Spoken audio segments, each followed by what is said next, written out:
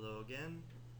This is my against dress code dress codes in high schools. I do apologize if there are any interruptions that happen from doing this at work. Okay, what is a dress code? And that is pretty a simple thing, and it's something that what is used to make everyone look similar, exactly the same, or just a standard look. This is a simple version of the dress code in my high school. We have many other different things, but was just a short thing. And you can just pause the video or whatever to look over this. But starting with history, is that in 1968, a group of adults and students in Des Moines, I do apologize for my lack of being able to pronounce this. I'm not too sure if I am, or any other names that come up, but they would wear armbands to school to publicize their objections to the hostilities in Vietnam. They they did continue to wear these armbands even though that their school authorities created a system or a code that prevented them from wearing these armbands.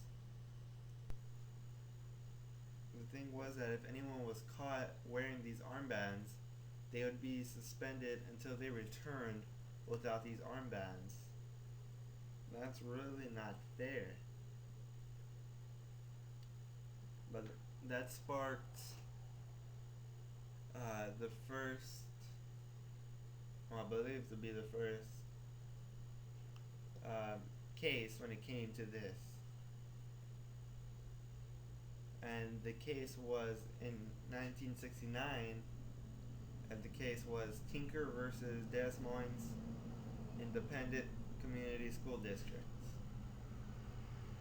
During the case, the court ruled in favor of the students and gave them a much more lenient code that schools would have to follow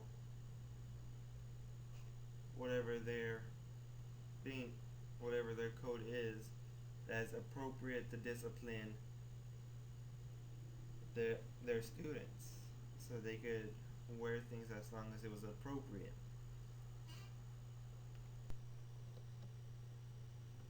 The exceptions were furthered years later in the Bethel School District versus Fraser.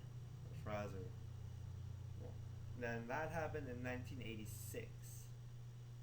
In that case, it sparked up because a student delivered a sexually explicit and graphic nominating speech to 600 of students in campus. The case ruled in favor of the school, I believe, and held itself to make the school code to where that they cannot, well, the school would have to dissociate itself from speech that is vulgar, lewd, and wholly inconsistent with the values of public education. And even yet again, not too long after that, there was another case, the Hazelwood School District versus Conemayor. That happened in 1988. This case was concerned to where school students had their papers changed in their school newspaper.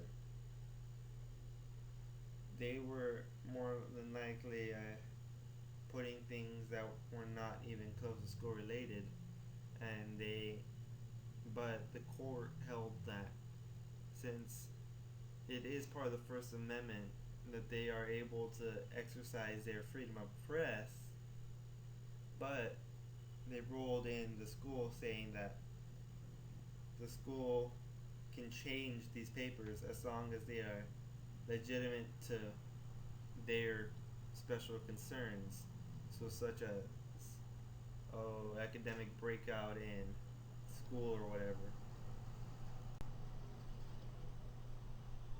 And today, courts have ruled that as long as there is control, that there won't be needing for stricter rules. But if students act out more, they are allowed to increase these rules, such as if all the guys are wearing piercings and they have been told to take them off, they would be able to punish them if they would have it against the school dress code. And, well, in recent years, around the country, schools have had experienced violence, gang activity, and thefts of clothing and accessories. I would see why, since they were lenient in their way. They combated that by implementing a specific dress code or wearing of uniforms.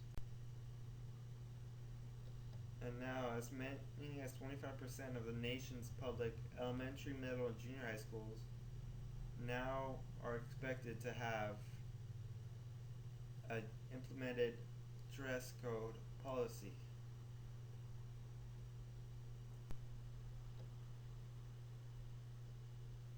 Alright. Continuing on with more recent things, is that educators and the public are divided over this value. Not everyone knows whether it's right to have the school dress codes or school uniform policies, but then some are with it.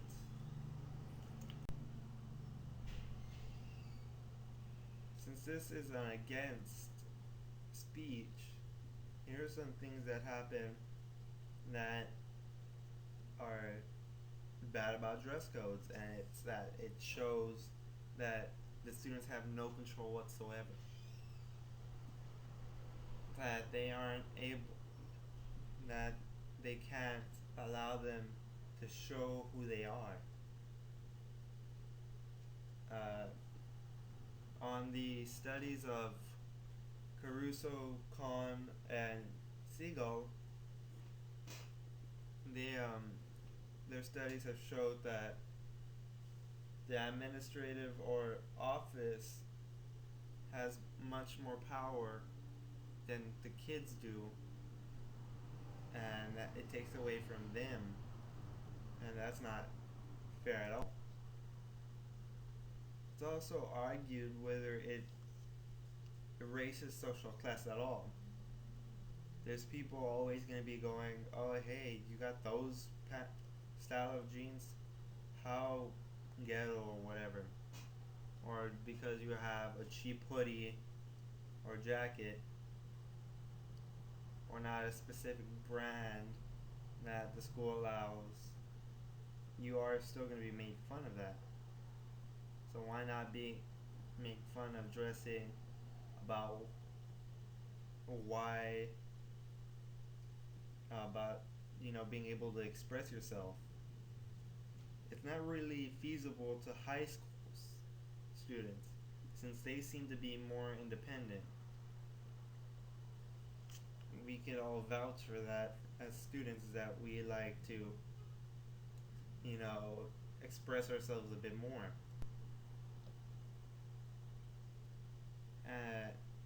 Some parents will say, and some other students will say that that it is wrong to force kids to wear something that they do not like.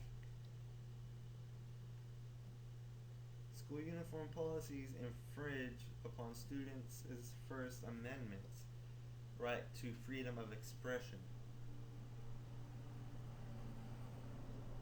It's not right to be having students of all ages not be able to express themselves.